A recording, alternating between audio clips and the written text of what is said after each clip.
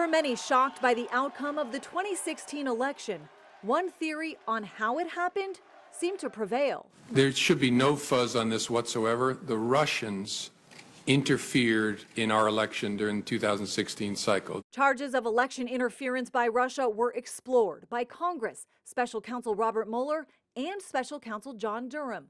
But a new report from the Office of the Director of National Intelligence assesses key intelligence was manipulated and withheld from the American people by the intelligence community, calling out former FBI Director James Comey, former Director of National Intelligence James Clapper, former CIA Director John Brennan, and former President Barack Obama, and a December 9th, 2016 National Security Council meeting. The tasks that came out of that meeting was coming from President Obama directing the intelligence community to produce an intelligence assessment that detailed not if, but how Moscow affected the outcome of the election that had already occurred, electing Donald Trump to the presidency. Gabbard suggesting a cover-up of key information about Russia's intent and capabilities, hacking into election systems and infrastructure.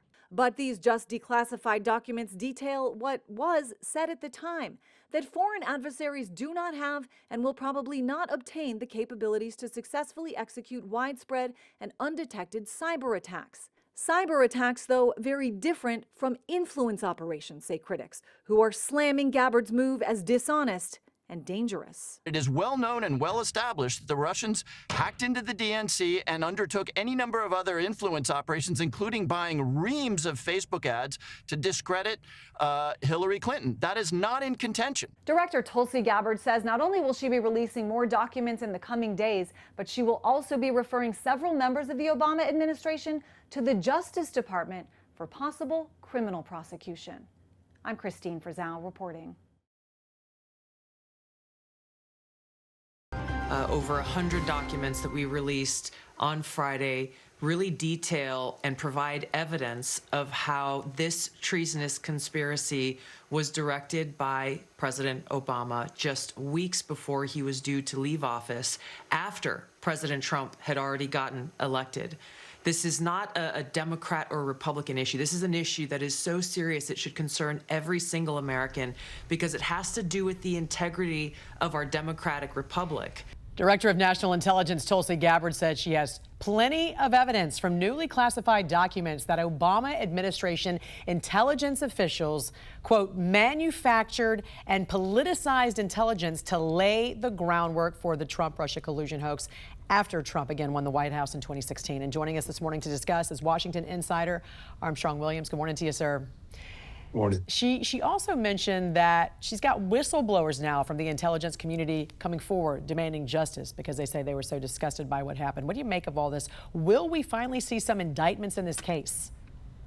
Yes. You know, President Obama fundamentally thought he would change America. He had no doubt that Hillary would continue his legacy to transform America forever, subverting the Constitution, and all of a sudden Donald Trump won. That messed up their agenda. They thought they would be in power for as long as what we define long is, but it didn't work out. And so when he left office, and I've read the reports, I followed this, he set up his own compound outside of the White House where many of these people came to work for him. And he thought what he was doing was in the best interest of America, and his fingerprints are all over it. And Donald Trump is not having it. He will make sure that every stone is unturned, every document is unearthed, is shared with the public to make them realize they wanted to undo the will of the voters. How soon do you think we will see any indictments if they come down? It's a process. These things require patience because you want to get it right. You don't want to give Adam Schiff any kind of information that make him say that this is wrong, this is not factual. It took them this long to get us to this point. The American people just have to be patient and wait, because Tulsi Gabbard is very sincere. I'm telling you, Jan, this story is seismic. It's a tsunami. Yeah. People will be shocked at those that were connected. And the intelligence community concluded that there was no Russian hoax. They demanded they change the documents, and the forensic evidence is there. It was recorded. A lot of this data was put in place after 9/11, and Americans could see firsthand how the intelligence community covered itself because they knew someday a story like Yeah, this it's to come huge. to light, and they want to cover themselves. It's a very, very big story. Also, Armstrong, this morning I saw a report that Hamas is facing a financial and administrative crisis as they run out of money. What do you know about this? The money has dried up. The big individuals and people, even in the Middle East and across the world, who supported them before, there's no infrastructure. A spotlight is being shined on this, and they cannot hire operatives. They cannot continue the terrorist attacks. Their infrastructure is collapsing, and they have no way of rebuilding it. And guess what? Chickens have come home to roost, and this is a good thing.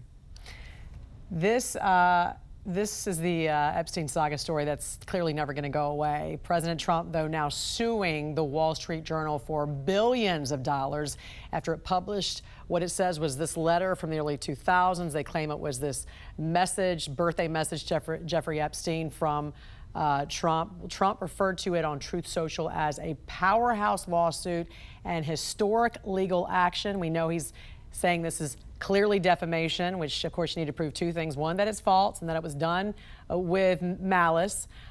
Were you surprised the Wall Street Journal would post this? As an owner of the Baltimore Sun, a major daily in this country, for a story like that to have been published, it would have had to come from the highest place. Donald Trump called Rupert Murdoch. He's very transparent about this and told Murdoch this story was not true. The Washington Post, the New York Times, Reuters, every major news organization in America and the world have said they cannot corroborate what the Wall Street Journal printed. And you have to ask yourself, you check your sources on a story when you're dealing with the president of the United States, why would the Wall Street Journal, of all places, publish such a story and face a $10 billion lawsuit? Yeah. And by the way, when it comes to malice, you have to essentially prove you knew it was false and you basically had reckless disregard for the truth. Will he be able to win this defamation suit, do you think? He's already won in many ways because the mainstream media is finally being forced to do its job to say we can find nothing to corroborate that. Just think about the Washington Post saying over the weekend, we've covered this story for decades and there's never been any evidence that there was ever any wrongdoing between Donald Trump and Jeffrey Epstein. This is the Washington Post. It's turning the media on its head. Yeah. It's unbelievable. It is unbelievable. Washington insider Armstrong Williams. Always great to get your expertise and have you on a Monday morning. Hope you have a great week, sir. Thanks for joining us. Thank you, Jen.